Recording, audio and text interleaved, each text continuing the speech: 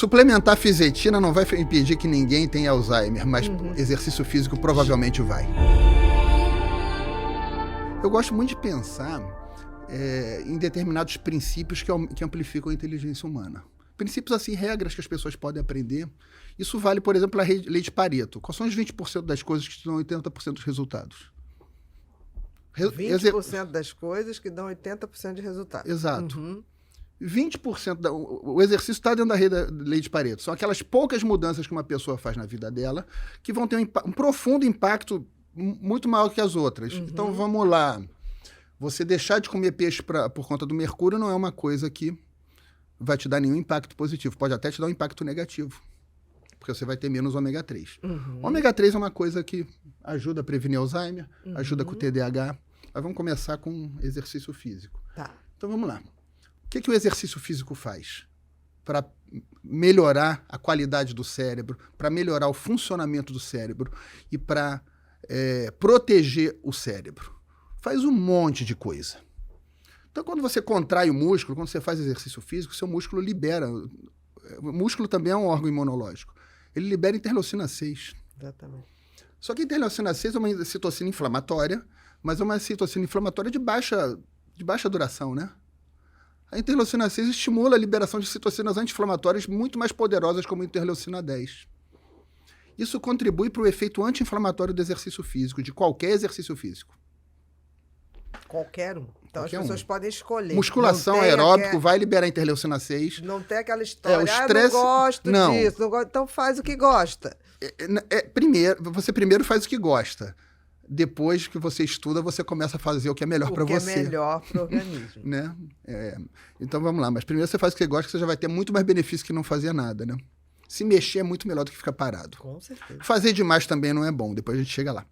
Então vamos lá. Então, interleucina 6, para começar o músculo, você vai fazer exercício, vai liberar interleucina 6, que vai desencadear citocinas inflamatórias como interleucina 10, que são muito mais potentes. Isso pode, por exemplo, ajudar com depressão, pode ajudar com TDAH, pode ajudar a prevenir o Alzheimer, porque a gente sabe que quase todo paciente com Alzheimer tem inflamação. Nem todos, mas a maioria. Inflamação como predominante. Mais benefícios do exercício. Quando você está fazendo exercício, musculação, você está aumentando a massa muscular e melhorando a tua sensibilidade à insulina. Melhorando a sensibilidade à insulina, você também ajuda a melhorar a tua sensibilidade, ajuda a controlar a sua glicemia, o que impede glicação no cérebro e acaba tendo efeitos positivos, porque a gente sabe que a doença de Alzheimer em muitos casos, também não em todos, por uma resistência insulínica aumentada cerebral. O TDAH a gente sabe... Mesmo que não seja, se tiver uma resistência insulínica, piora. Vai piorar. Exato. Exatamente. E para o TDAH, a gente sabe que um TDAH, se ele tiver um bom controle de glicemia pelo exercício, entre outros benefícios, ele vai ter também uma melhora. Então, a gente tem essa questão. O exercício aeróbico é fantástico, né? O problema do exercício aeróbico é mais difícil estudar, porque você simplesmente tem 20 formas de fazer exercício aeróbico. É muito menos padronizável do que você estudar uma musculação que você consegue passar para todo mundo e reproduzir séries de supino com 55 quilos, 10 repetições, entendeu? Então é muito mais difícil. É muito mais fácil de estudar. Mas quando você está fazendo treino aeróbico, olha que bonito. Você não está treinando só o seu pulmão, o seu músculo. Você está treinando o seu endotélio vascular. Quando você faz exercício aeróbico, o teu vaso sanguíneo é obrigado a se autorregular. E você está estressando o vaso sanguíneo. O exercício aeróbico, se ele for intenso, então, ele tem ele tem forças de cisalhamento do sangue que podem, inclusive, eliminar células metastáticas.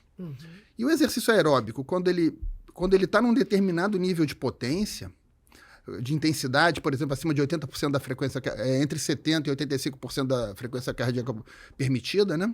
O exercício aeróbico intervalado de alta intensidade, ele vai gerar benefícios cognitivos muito significativos, porque ele vai reforçar a barreira hematoencefálica. A gente sabe que quebra da barreira hematoencefálica ocorre muito precocemente na doença de Alzheimer. E não é só isso, não. Quando você começa a fazer um exercício muito intenso, você começa a produzir muito lactato. O lactato foi por muito tempo visto como uma toxina que gera dor, que gera cãibra, Gera dor, exatamente. Mas, na verdade, não é isso. Você tem uma espécie de acoplamento entre diversos tecidos e vasos sanguíneos. Então, você tem um acoplamento músculo-vascular e você tem um acoplamento neurovascular. E o lactato faz parte disso. Quando você tem você tem a acidose lática, na verdade, a acidose está estimulando receptores de dor para tipo, mostrar que tem algum problema. E o lactato está ajudando a dilatar aqueles vasos sanguíneos para chegar sangue lá e para resolver o problema. E não é só isso, não. O lactato está indo até o fígado, onde ele vai ser convertido em glicose, e ele está indo para o cérebro também. Onde ele então, ele é um sinalizador. Ele é um sinalizador. Uhum. Quando você está num exercício muito intenso, o teu cérebro também começa a perder oxigênio. Sim. Ele também começa quando ele começa a entrar em hipoxemia em determinadas áreas, o que acontece? Você começa a ter glicólise lá, você começa a usar glicose de forma acelerada para combater aquela hipoxemia. O que começa a acontecer?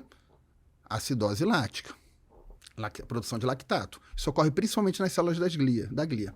O lactato, ele vai para o neurônio e entra como se fosse um corpo cetônico estimulando o neurônio. Só que ele faz mais que isso.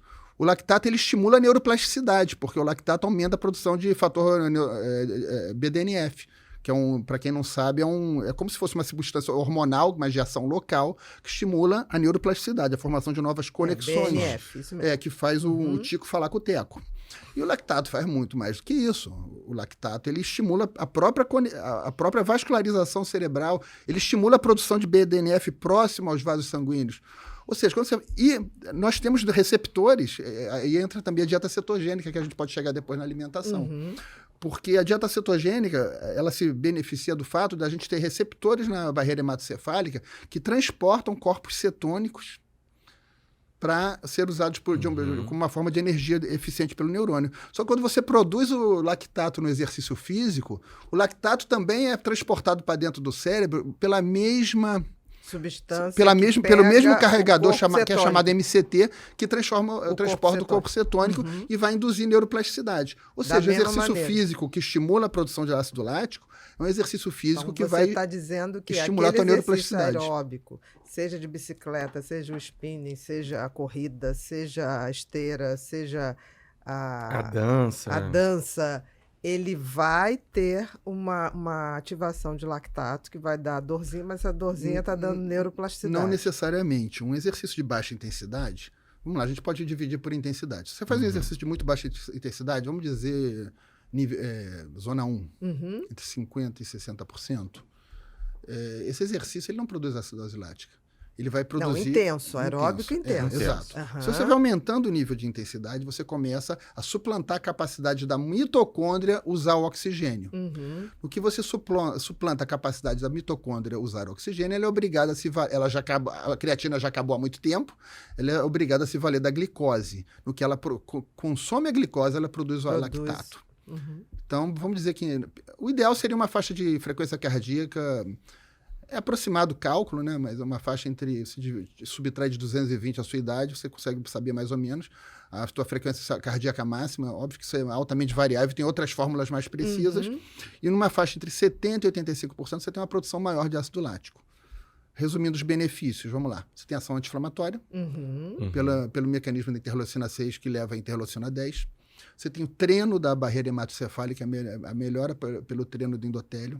Você tem a indução de hipóxia neuronal em determinadas áreas metabolicamente mais ativas. Essa hipóxia neuronal vai levar a aumento de lactato, que leva a aumento de neuroplasticidade, tudo aquilo que a gente falou, em melhora de BDNF. Vamos pensar mais no que ele vai levar. É grande isso, né? Mas interessante é que, como você falou, a questão favorece que a glia também faça toda aquela limpeza. Não, a glia está o tempo todo lá. Exatamente. A glia está o tempo todo lá. E você tem toda essa ação anti-inflamatória, ela acaba também diminuindo. A gente tem uma coisa chamada inflamação glial, né? A inflamação glial é central na depressão, é central em qualquer doença psiquiátrica, já que todas elas são bidirecionais, embora não esteja tão presente em todas. E você vai ter um controle melhor. Quando diminuir a neuroinflamação é diminuir a ativação glial. Nós temos a glia e nós temos outras células. Nós temos oligodendrócitos, que vão produzir a mielina dos neurônios.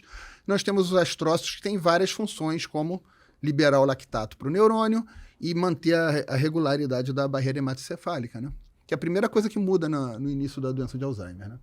Então, acho que exercício é o primeiro. Exercício para você é além. É o princípio. Bia, é o básico. A gente vive num mundo onde a gente fala na internet, a pessoa, mas tem que ter dinheiro para isso. Não. Para exercício físico, não precisa. Não precisa. Não precisa ter dinheiro. Você pode correr na pracinha, você pode utilizar Você pode fazer exercício em casa, sozinho. Exato, pode fazer várias formas de exercício. E com poucas coisinhas. Para quem mora no Rio, tem peso lá no Equador. Uma cordinha. Não, mas você pode ter em casa aquilo. Você pode Aqueles correr. elásticos, Pode nadar. Que já ajuda a potencializar. Exato. Não é desculpa. Então, exercício é a primeira causa modificável que dá um retorno dentro da lei de Pareto. Só aquelas poucas coisas que dão quase todo o retorno que a pessoa tem. Lei de Pareto. E a Por alimentação exemplo, também. Suplementar fisetina não vai impedir que ninguém tenha Alzheimer, mas exercício físico provavelmente vai. Exatamente. Então, fisetina é interessante? Fisetina é interessante. Fisetina não é vital? Não é vital. Se você não fizer atividade física, não vai adiantar. Não vai adiantar. Exato. Resveratrol é interessante? Muito interessante. A gente pode falar sobre ele. Resveratrol é vital? Resveratrol não é vital. Sim. Você consegue na alimentação o É mesmo estímulo hormético. Você também vai ter que ser responsável por fazer alguma coisa e não só ingerir coisas, porque não vai fazer.